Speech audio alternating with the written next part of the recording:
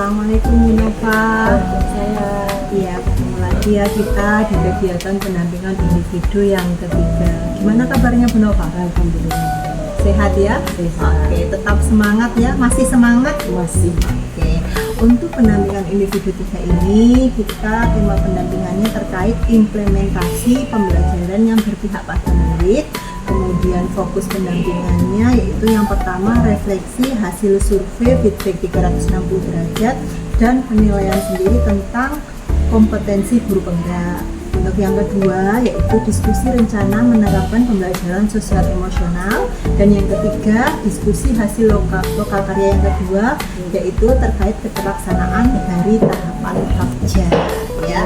Oke, dari fokus pendampingan tersebut saya mau tanya nih Bu, untuk yang instrumen itu sudah di-input semua ya? Sudah ya, berarti sudah tahu isi-isinya ya? Iya, sudah. Oke. Sebelumnya saya ingin bertanya nih, dalam 1 bulan terakhir ini apa yang kalian dapat dari pembelajaran daring di LMS Bu? Banyak sekali yang saya dapatkan dari pembelajaran daring di LMS. Pertama, saya lebih bisa mengatur waktu saya karena di situ ada budget-budgetnya dari mengumpulkan tugas dan sebagainya. Kemudian yang saya dapatkan lagi adalah saya mulai bisa menggunakan teknologi dalam menjalankan pembelajaran daring seperti itu. Untuk terkait dengan modul 2.1 dan modul 2.2 apa yang kalian dapat Bu? Dari 2.1 itu rasanya materinya apa ya? Pembelajaran berdiferensiasi. Pembelajaran berdiferensiasi yang sudah saya dapatkan di situ adalah saya lebih bisa mengerti mengenai bagaimana sebenarnya pembelajaran diferensiasi tersebut, pada hakikatnya seperti apa yang sebenarnya.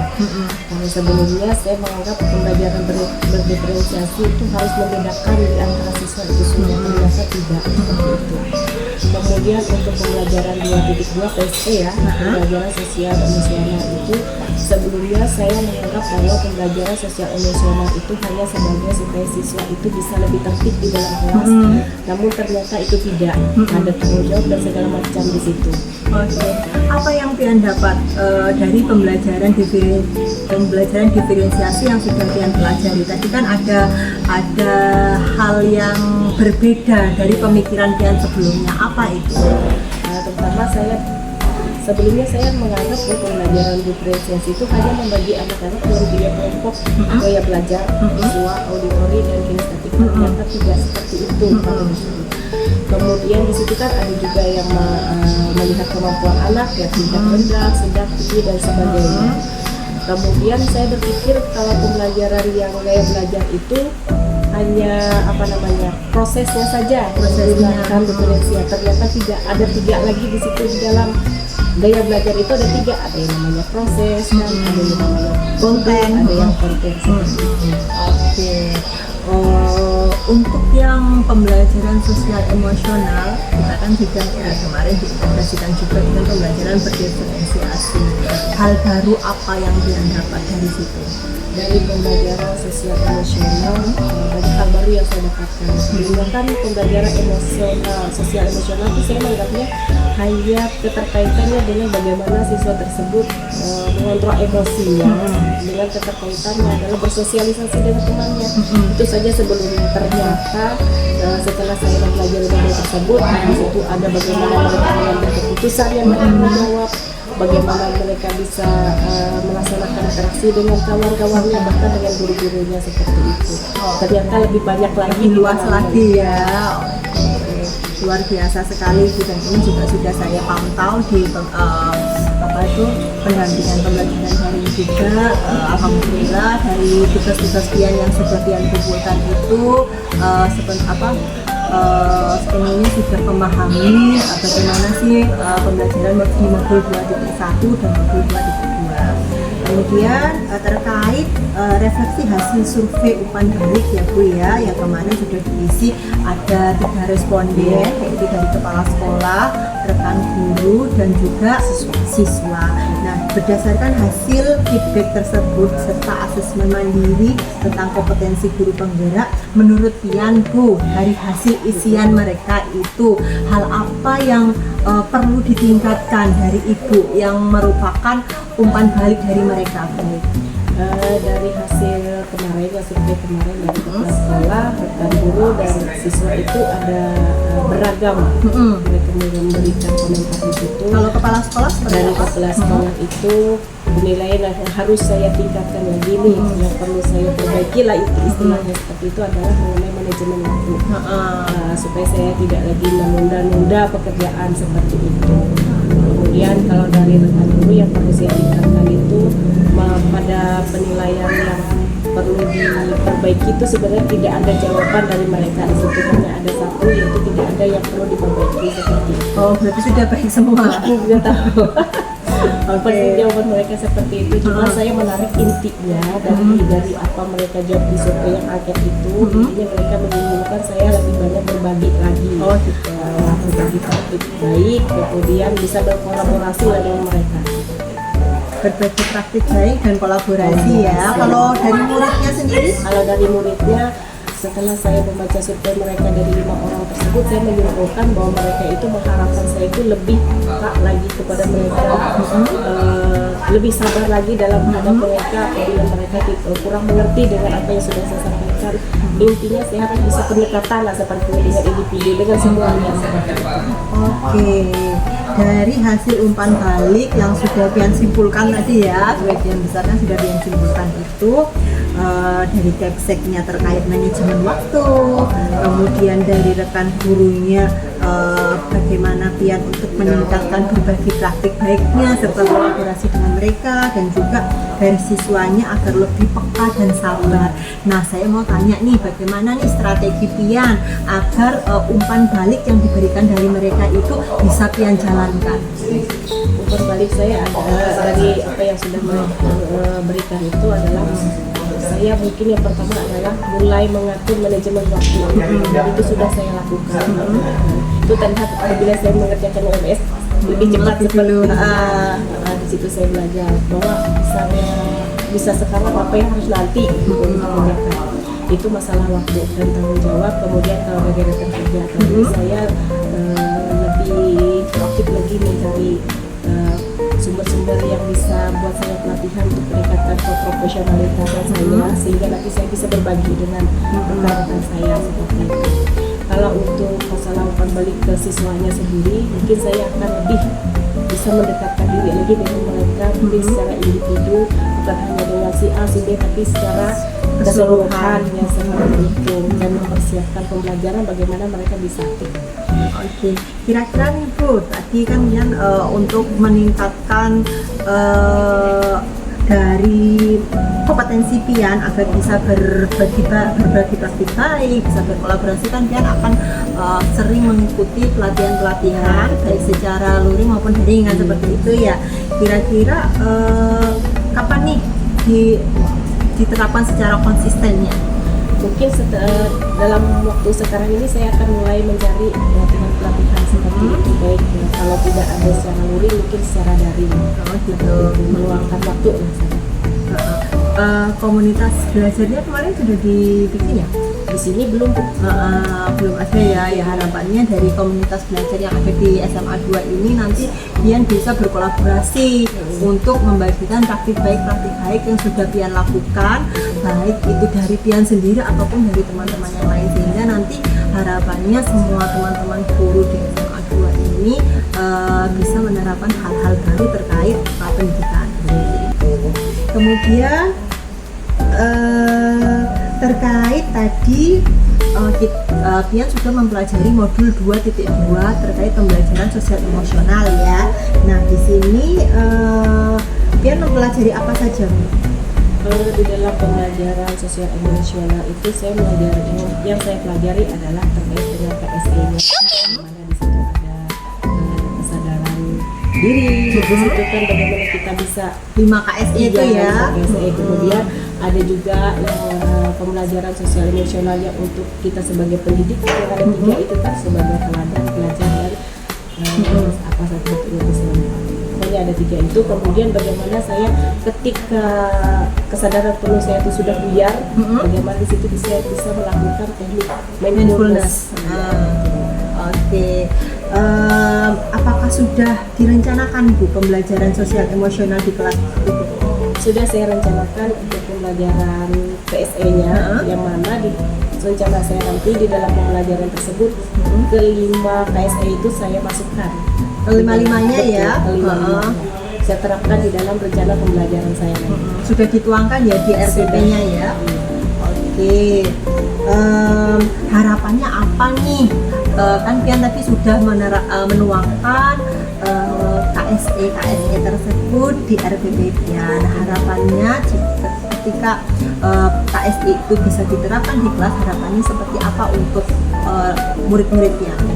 Harapannya untuk murid-murid saya adalah mereka lebih bisa mengelola emosi mereka, kemudian bisa lebih berempati lagi dengan kawan-kawannya, kemudian bisa lebih proaktif lagi di dalam pembelajaran semuanya, kemudian bisa lebih bertanggung jawab dan mempunyai integritas, seperti itu harapan saya.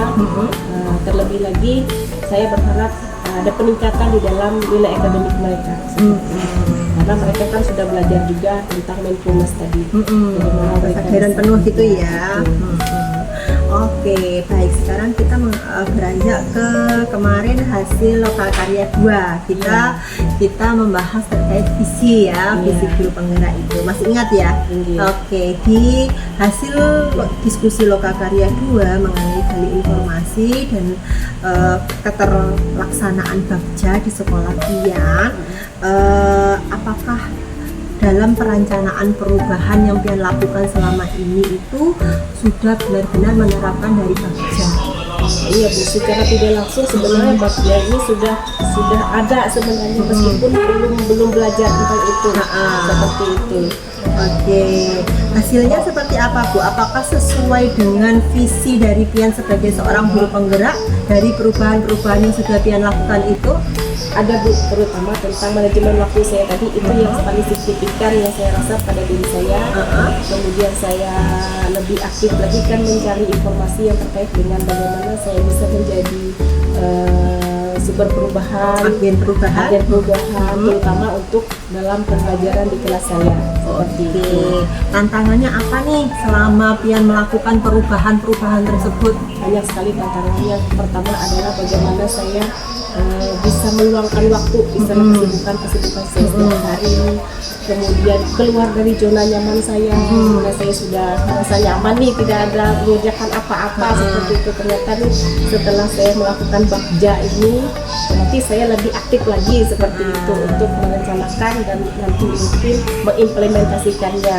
Kemudian dalam supaya saya lebih konsisten itu juga merupakan sebuah tantangan buat saya seperti itu. Oke, nah hal-hal apa sih yang menurut Pian yang perlu diperbaiki untuk kedepannya terkait proses pelaksanaan dari tahapan Bagja sendiri untuk perubahan Pian kedepannya? Mungkin yang perlu diperbaiki adalah merencanakan Bu. Saya harus merencanakan atau menjadwalkan waktu saya seperti itu supaya tidak keteteran lagi, kemudian lebih bisa membuat perencanaan yang mungkin harus diimplementasikan, kemudian harus meningkatkan lagi konsistensi saya dalam melakukannya seperti itu, dan belajar menerima supaya saya bisa keluar dari zona nyaman saya. Berarti komitmen dengan diri Pian sendiri itu ya yang perlu ditingkatkan ya. Oke, untuk selanjutnya ini kita berada di akhir pendampingan nih. Mau tanya juga, hal menarik apa sih di kegiatan pendampingan yang ketiga ini menurut Pian?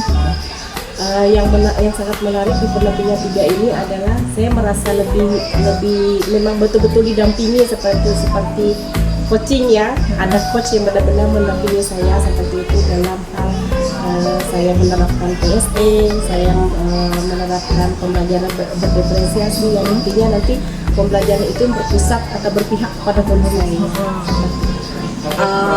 apa yang ada yang perlu diperbaiki dari kegiatan pendampingan ini sebagai bahan refleksi saya juga sih sebenarnya. Kalau menurut saya tidak ada yang perlu dibaiki. Sejauh ini saya merasakan sudah sangat diperhatikan sebagai coach ya. Beratnya kalau kita bicara coaching, berarti saya sudah merasa sangat diperhatikan dalam kegiatan pelatihan saya seperti itu. Oke, terima kasih atas apresiasi yang diberikan. Mohon maaf juga selama mendampingi mungkin ada hal-hal yang mungkin kurang berkenan, sudah saya kumpulkan kok disuruh memperbaiki lagi, ya mohon maaf karena untuk kebaikan yang juga kayak gitu. Saya lebih senang seperti itu daripada saya dibiarkan salah tapi dibiarkan. Iya, dan mohon maaf juga kadang kan saya apa itu namanya agak lambat ya gitu menginformasikan, tapi insya Allah masih dalam batas apa budgetnya masih agak jauh kayak gitu. Kemudian Bu, kita kan di pendampingan individu yang keempat itu kan kita nanti ada observasi terkait pelaksanaan pembelajaran berdiferensiasi yang diintegrasikan dengan KSE ya, dengan KSE. Nah, sudah dibikin ya, sudah disusun ya. Nanti misalnya ada hal-hal yang mungkin perlu dibahas nanti terkait pelaksanaannya seperti apa, terus medianya nanti seperti apa, itu nanti bisa kalian komunikasikan dengan saya, bisa lewat Japri seperti biasanya atau di grup seperti itu pula. Oke, terkait kompetensi yang Pian miliki selama kurang lebih kita program guru penggerak ini sudah hampir 3,5 bulan ya Bu ya. Kompetensi apa nih yang kira-kira kompetensi sikap apa atau perubahan sikap apa yang sudah Pian rasakan dalam pembelajaran di program guru penggerak saat ini? Kompetensi yang saya rasakan adalah satu yang sikap dulu. Ya, sikap dulu. Saya lebih bisa menyikapi waktu tadi. Ya, awalnya berleha-leha, sekarang harus cepat nih mengerjakannya seperti itu. Untuk yang itu aja, yang lainnya terkait sikap? Kemudian lebih bisa memanajemen apa yang harus saya kerjakan juga, manajemen diri lah seperti itu. Kemudian lebih bisa berkolaborasi juga dengan teman seperti itu di dalam pembelajaran. Oke, untuk yang perubahan keterampilan apa yang Pian miliki yang menurut Pian meningkat nih selama kurang lebih 3,5 bulan ini? Terutama keterampilan dalam bidang teknologi yang menunjang pembelajaran saya, karena selama ini kan hanya melewati daring ya, pelatihan ini dan MMS itu yang meningkat. Kemudian saya juga lebih proaktif lagi untuk mencari sumber-sumber yang bisa menunjang pembelajaran saya selama pelatihan ini. Kemudian keterampilan yang meningkat lagi adalah keterampilan kolaborasi dalam pembelajaran, metode baru pembelajaran ya, seperti itu.